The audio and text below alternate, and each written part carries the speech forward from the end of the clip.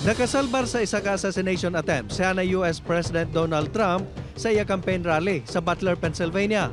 Sa pihak sini, nasamara naman sa iya na tuong nga dulunggan ang anay presidente nga gilayon nga ginresponderan sa mga katapos ang Secret Service. Napatay man sang otoridad ng suspect nga ginkilala kay Thomas Matthew Crooks, 20 anyos, sang Bethel Park, Pennsylvania. Ginpanawagan naman sang kasumpong ni Trump nga si US President Joe Biden ang paghugpong sa mga Amerikano sa tungasang insidente. Madamo man nga lideres ang iban nga pungsod ang nagpalabot sang pagpakigsimpatiya kay Trump. 4 katawo ang nasamaran, isa sa mga inaangyara sa kritikal nga kondisyon matapos sila ang ginpangbungguan sang isa ka salakyan sa bus stop sa Central Israel.